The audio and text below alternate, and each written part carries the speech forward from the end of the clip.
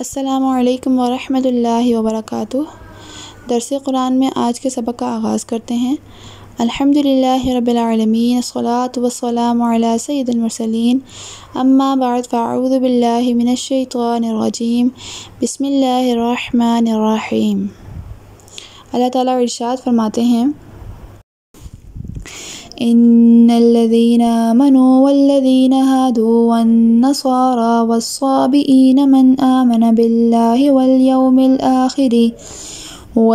الآخر وعمل صالحا فلهم أجرهم عند ربهم ولا خوف عليهم ولا هم يحزنون۔ ترجمہ: بے شک ایمان والے نیز یہودیوں اور نصرانیوں اور ستارہ پرستوں میں سے وہ جو کہ سچے دل سے اللہ اور پچھلے دن پر ایمان لائیں اور نیک کام کریں، اور ان کا ثواب ان کے رب کے پاس ہے، اور نہ انہیں کچھ اندیشہ ہو اور نہ کچھ غم۔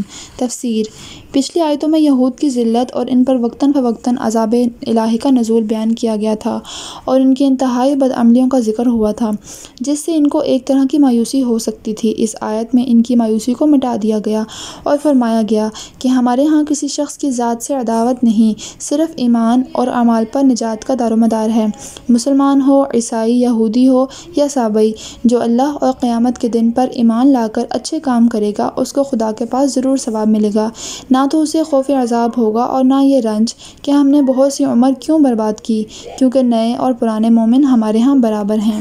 وَإِذْ أَخَذْنَا مِيثَاقَكُمْ وَرَفَعْنَا فَوْقَكُمُ الطُّورَ خُذُوا مَا آتَيْنَاكُمْ بِقُوَّةٍ وَاذْكُرُوا مَا فِيهِ لَعَلَّكُمْ تَتَّقُونَ۔ ترجمہ: اور جب ہم نے تم سے وعدہ لیا اور تم پر طور پہاڑ لا کر کھڑا کر دیا اور کہا، جو ہم نے تمہیں دیا اسے مضبوطی سے تھام لو، اور جو کچھ اس میں ہے اسے یاد کرو تاکہ تم بچ سکو۔ تفسیر: جب حضرت موسیٰ علیہ السلام تورات لے کر آئے تو بنی اسرائیل نے دیکھا کہ اس کے بعض احکام بہت سخت ہیں، اس لیے اس سے بچنے کے بہانے تلاش کرنے لگے۔ پہلے تو انہوں نے کہا کہ اللہ تعالیٰ ہم سے خود کہے کہ تورات پر عمل کرنا ضروری ہے۔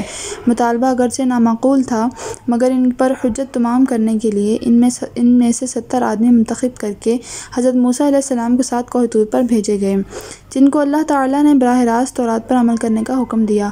مگر جب یہ واپس لوٹے تو انہوں نے اپنی قوم کے سامنے تصدیق تو کی کہ اللہ تعالیٰ نے تورات پر عمل کرنے کا حکم دیا ہے، لیکن ایک بات اپنی طرف سے بڑھا دی کہ اللہ تعالیٰ نے یہ بھی فرمایا ہے کہ جتنا تم سے ہو سکے اتنا عمل کر لینا، اور جو تم سے نہ ہو سکے وہ ہم معاف کر دیں گے۔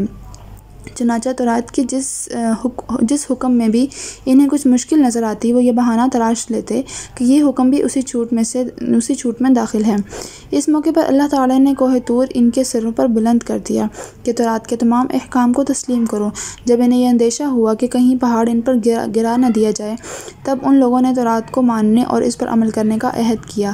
اس آیت میں اسی واقعے کی طرف اشارہ ہے۔ کوہ طور کو ان کے سروں پر بلند کرنے کی یہ صورت بھی ممکن ہے کہ پہاڑ کو اپنی جگہ سے ہٹا کر ان کے سروں پر معلق کر دیا گیا ہو، جیسا کہ حافظ ابن جریر رحمۃ اللہ نے متعدد تابعین سے نقل کیا ہے۔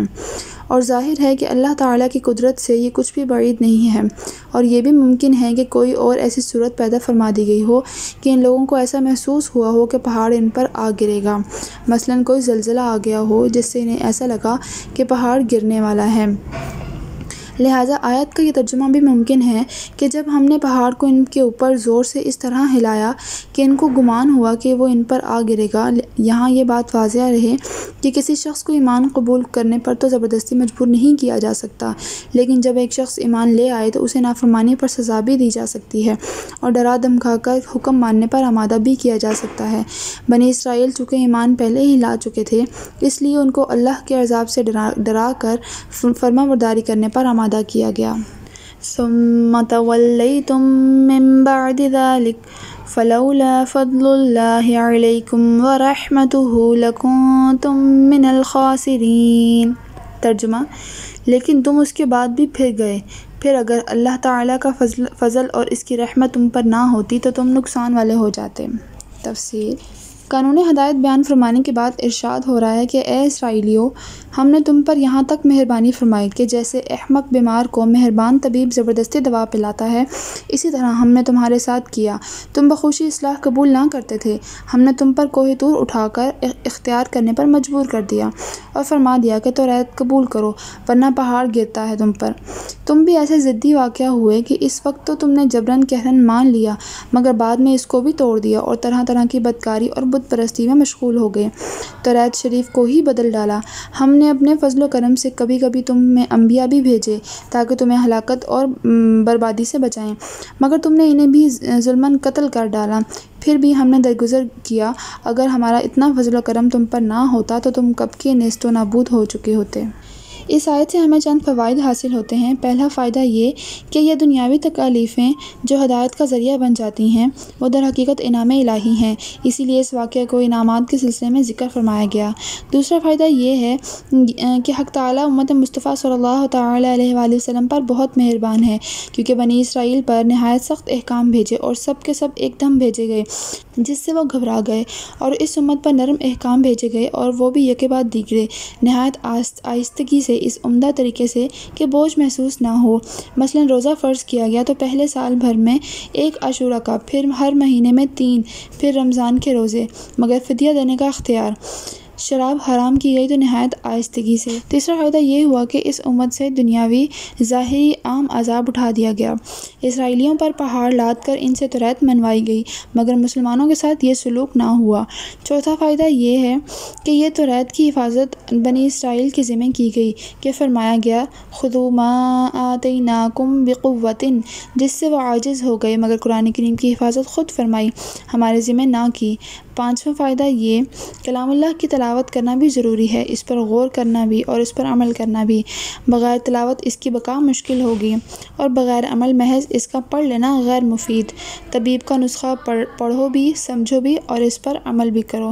اپنے حبیب کا خط بار بار پڑھ کر لطف حاصل کرو اور اس کی ساری فرمائشیں پوری کرو۔ وَلَقَدْ عَلِمْتُمُ الَّذِينَ اعْتَدَوْا مِنْكُمْ فِي السَّبْتِ فَقُلْنَا لَهُمْ كُونُوا قِرَدَةً خَاسِئِينَ فَجَعَلْنَاهَا نَكَالًا لِمَا بَيْنَ يَدَيْهَا وَمَا خَلْفَهَا وَمَوْعِظَةً لِلْمُتَّقِينَ۔ ترجمہ: اور یقیناً تمہیں ان لوگوں کا علم بھی ہے جو تم میں سے ہفتے کے بارے میں حد سے بڑھ گئے، اور ہم نے بھی کہہ دیا کہ تم ذلیل بندر بن جاؤ۔ اسے ہم نے اگلوں اور پچھلوں کے لیے عبرت کا سبب بنا دیا اور پرہیزگاروں کے لیے واعظ و نصیحت۔ تفسیر: حق تعالیٰ اپنے انعام یاد دلا کر کچھ بنی اسرائیل کی نافرمانیاں بیان فرما رہے ہیں۔ ارشاد ہوتا ہے کہ اے اسرائیلیو، تمہیں ان لوگوں کا قصہ تو یاد ہی ہوگا جو تمہارے ہی بزرگ تھے۔ انہوں نے ہفتے کے دن میں ایک بد اعتدالی کر لی تھی، یعنی مچھلی کا شکار کر لیا تھا، تو ہم نے ان سب کو بندر بنا دیا۔ ان کا یہ واقعہ سارے اگلے پچھلوں کے لیے عبرت اور پرہیزگاروں کے لیے ایک نصیحت بنا دیا گیا۔ تم اس کو ہی سوچ کر عبرت کیوں نہیں پکڑتے اور نبی آخر الزمان صلی اللہ تعالیٰ علیہ وآلہ وسلم پر ایمان کیوں نہیں لاتے؟ جب مچھلی کے شکار سے عذاب آ گیا تو کیا اتنے بڑے پیغمبر کی مخالفت سے عذاب نہ آئے گا؟ خیال رہے کہ ایک حکم ربانی کا انکار ویسا ہی کفر ہے جیسے تمام احکام کا انکار۔ کفر میں تقسیم نہیں کہ کفر آدھا یا انتہائی، ہر کفر پورا کفر ہے۔ ہاں، درجات کفر اور کیفیات کفر میں فرق ہوتا ہے کہ بعض سخت کافر اور بعض ہلکے کافر، اسی بنا پر عذابوں میں فرق ہے۔ وَإِذْ قَالَ مُوسَىٰ لِقَوْمِهِ إِنَّ اللَّهَ يَأْمُرُكُمْ أَن تَذْبَحُوا بَقَرَةً قَالُوا أَتَتَّخِذُنَا هُزُوًا قَالَ أَعُوذُ بِاللَّهِ أَنْ أَكُونَ مِنَ الْجَاهِلِينَ۔ ترجمہ: اور حضرت موسیٰ علیہ السلام نے جب اپنی قوم سے کہا کہ اللہ تعالیٰ تمہیں گائے ذبح کرنے کا حکم دیتا ہے تو انہوں نے کہا ہم سے آپ مذاق کیوں کرتے ہیں؟ آپ نے جواب دیا میں ایسا جاہل ہونے سے اللہ تعالیٰ کی پناہ پکڑتا ہوں۔ اس آیت کی تفسیر کی جانب بڑھنے سے پہلے میں آپ کو اس میں ذکر گائے کا قصہ سنانا چاہوں گی۔ بنی اسرائیل میں ایک نیک شخص تھا جس کا ایک چھوٹا سا بیٹا تھا۔ اس نے ایک بچیا بڑی محبت سے پالی تھی۔ جب اس کی موت کا وقت قریب آیا تو وہ بچڑی لے کر جنگل میں پہنچا اور دعا کی کہ اے مولا، یہ گائے تیرے سپرد کرتا ہوں، جب میرا بیٹا جوان ہو تو اس کو لے لے، یہ تو مر گیا مگر اس کی گائے جنگل میں اور اس کا بیٹا ماں کے پاس پرورش پاتا رہا۔ یہ لڑکا نہایت سعادت مند اور فرمانبردار تھا۔ ایک روز اس کی والدہ نے کہا کہ تیرے باپ نے فلاں جنگل میں خدا کے نام پر ایک بچڑی چھوڑی ہے جو کہ اب جوان ہو گئی ہوگی، اس میں فلاں فلاں علامتیں ہیں، تو جا اور اس کو پکڑ لا۔ لڑکا گیا اور ماں کی بتائی ہوئی علامتوں سے اس کو پکڑ لایا۔ ماں نے کہا اس کو بازار میں لے جا کر 3 اشرفیوں میں فروخت کر دے، مگر جب سودا ہو تو پھر مجھ سے اجازت لے لینا۔ یہ شخص گائے کو بازار میں لایا، ایک فرشتہ بشکل خریدار آیا اور اس نے قیمت پوچھی۔ لڑکے نے کہا 3 اشرفیاں، مگر والدہ کی اجازت شرط ہے۔ فرشتہ بولا کہ 6 اشرفیاں لے لے مگر ماں سے نہ پوچھ۔ لڑکے نے کہا اگر تم اس کے برابر سونا بھی دے دو تب بھی ماں سے پوچھے بغیر میں نہ بیچوں گا۔ غرض کہ لڑکا اپنی ماں کے پاس آیا تو اسے سارا واقعہ سنایا۔ ماں نے کہا کہ جا 6 میں بیچ دے مگر سودا ہونے پر مجھ سے پوچھ لینا۔ لڑکا پھر سے بازار میں اسے لے آیا، وہی فرشتہ پھر ملا اور کہنے لگا 12 اشرفیاں لے لے مگر ماں سے نہ پوچھ۔ لڑکا نہ مانا، پھر آ کر اپنی والدہ کو یہ ماجرا سنایا۔ وہ بڑی عقل مند خاتون تھی، کہنے لگی شاید ہی کوئی فرشتہ ہے جو تیری آزمائش کے لیے آتا ہے، اب اگر ملے تو اس سے پوچھ لینا کہ ہم گائے فروخت کریں یا نہ کریں۔ لڑکے نے یہی کہا۔ فرشتہ نے جواب دیا کہ اپنی والدہ سے کہنا کہ ابھی اس کو روکے رہو، عنقریب بنی اسرائیل کو اس کی ضرورت پڑے گی۔ موسیٰ علیہ السلام اس کو خریدیں گے اور اس سے ایک بڑا معجزہ ظاہر ہوگا۔ جب وہ لوگ خریدنے آئیں تو اس کی قیمت یہ مقرر کرنا کہ اس کی کھال کو سونے سے بھر دیا جائے۔ لڑکا گائے کو گھر لے آیا اور پھر وہ واقعہ درپیش آیا جس کا ذکر اس آیت میں مذکور ہے۔ لہٰذا اس آیت کی تفسیر کی جانب بڑھتے ہیں۔ اب یہ دوسری عدول حکمی اور سرکشی اور اس کے نتیجہ کا ذکر ہو رہا ہے کہ بنی اسرائیل خود موسیٰ علیہ السلام سے سرتابیاں اور معمولی حکم میں نکتہ چینیاں کر کے خود مشقت میں پڑ جاتے تھے۔ اے اسرائیلیو، اپنے باپ داداؤں کا وہ قصہ یاد کر لو جب کہ وہ ایک قتل کا مقدمہ لے کر موسیٰ علیہ السلام کے پاس آئے تھے اور چاہتے تھے کہ قتل کا پتہ لگ جائے۔ موسیٰ علیہ السلام نے خود نہ بتایا بلکہ ایک تدبیر پیش کی، کیونکہ اگر وہ خود قاتل کا پتہ دے دیتے تو یہ بے باک قوم ان کو طرفداری کا بہتان دے دیتی۔ اس لیے آپ نے معجزے سے مقتول کو زندہ فرمانا چاہا تاکہ وہ اپنی زبان سے قاتل کا پتہ دے دے۔ نیز قصاص کے لیے وارث کا دعویٰ ضروری ہے۔ آپ نے چاہا کہ مقتول خود زندہ ہو کر مدعی بنے تاکہ قاتل سے قصاص لیا جا سکے۔ چونکہ بیل اور گائے کو زمین کے آباد کرنے اور درختوں کے لیے جوتنے، بونے اور پانی دینے میں بہت دخل ہے، اس لیے یہاں گائے کا انتخاب ہوا۔ اگرچہ یہ بھی ممکن تھا کہ زندہ گائے مقتول کے جسم سے لگا کر اس کو زندہ کر دیا جاتا، مگر یہاں تو عجیب معجزہ دکھانا منظور تھا کہ مردہ گائے مردہ کو زندہ کرے، اس لیے یہ تجویز ہوئی۔ چاہیے تو یہ تھا کہ یہ لوگ حکم پاتے ہی کوئی سی بھی گائے ذبح کر ڈالتے اور تعمیل ارشاد میں دیر نہ لگاتے، جس سے نہایت آسانی سے چھوٹ جاتا اور مقدمہ اتنا طول نہ پکڑتا، مگر انہوں نے بحث کر کے خود اپنے آپ پر بہت سی پابندیاں لگا لیں۔ ابراہیم علیہ السلام نے اپنے بیٹے اسماعیل علیہ السلام سے کہا تھا کہ میں نے خواب میں تم کو ذبح کرتے ہوئے دیکھا ہے۔ انہوں نے اپنے آپ کو ذبح کرنے میں کوئی حجت نہ کی اور یہ نہ کہا کہ یہ تو خواب ہے، بلکہ اپنی قربانی فوراً پیش کر دی۔ ان بے وقوفوں نے ایک گائے ذبح کرنے کے لیے اپنے پیغمبر سے اتنی بحث کی اور کہہ دیا کہ آپ ہم کو مسخرہ بنا کر دل لگی کر رہے ہیں، جس پر موسیٰ علیہ السلام نے یہ کہا کہ دل لگی کرنا تو جاہلوں کا کام ہے، جبکہ میں ایک پیغمبر ہوں۔ قالوا ادع لنا ربك يبين لنا ما هي قال إنه يقول إنها بقرة لا فارض ولا بكر عوان بين ذلك فافعلوا ما تؤمرون قالوا ادع لنا ربك يبين لنا ما لونها قال إنه يقول إنها بقرة صفراء فاقع لونها تسر الناظرين۔ ترجمہ، انہوں نے کہا اے موسیٰ دعا کیجئے کہ اللہ تعالیٰ ہمارے لیے اس کی ماہیت بیان کر دے۔ آپ نے فرمایا سنو، وہ گائے نہ تو بالکل بڑھیا ہو نہ بچہ، بلکہ درمیانی عمر کی نوجوان ہو۔ اب جو تمہیں حکم دیا گیا ہے بجا لاؤ۔ وہ پھر کہنے لگے کہ دعا کیجئے کہ اللہ تعالیٰ بیان کرے کہ اس کا رنگ کیا ہے۔ فرمایا وہ کہتا ہے کہ وہ گائے زرد رنگ کی ہے، چمکیلا اور دیکھنے والوں کو بھلا لگنے والا اس کا رنگ ہے۔ تفسیر: جب موسیٰ علیہ السلام نے قوم کو اطمینان دلایا کہ یہ مذاق کی باتیں نہیں ہیں بلکہ حکم الہی ہے، تو وہ سمجھے کہ مردہ زندہ کرنے کی تاثیر کسی خاص گائے کے گوشت میں ہی ہوگی، اسی کے ذبح کرنے کا حکم ہوگا۔ اس لیے انہوں نے عرض کیا کہ اے موسیٰ علیہ السلام رب سے دعا کریں کہ اس اجمال کی تفصیل بیان فرمائے اور اس گائے کو مقرر کرے کہ وہ کیسی ہے۔ تب آپ نے ارشاد فرمایا کہ وہ گائے نہ تو بہت زیادہ عمر کی ہے اور نہ ہی بالکل چھوٹی بچیا، بلکہ درمیانی عمر کی ہے۔ اے قوم والو، جو حکم ملا ہے کر گزرو، زیادہ تحقیق میں نہ نہ پڑھو، مگر پھر بھی وہ نہ سمجھے کیونکہ معجزے کی طرف ان کا خیال ہی نہ گیا، بلکہ یہی سمجھتے رہے کہ کوئی عجیب ہی گائے ہوگی کہ جس کے گوشت میں یہ تاثیر ہے۔ تو وہ بولے کہ اب یہ دعا کرو کہ ہمیں اس گائے کا رنگ بھی بتا دیا جائے۔ تو آپ نے فرمایا کہ وہ پیلی گائے ہے، اس کا رنگ تیز ہے، دیکھنے والوں کو بہت بھلی معلوم ہوتی ہے۔ غرض یہ کہ ان کی جس قدر تفتیش بڑھتی گئی اس قدر اس طرف سے پابندیاں آتی گئیں۔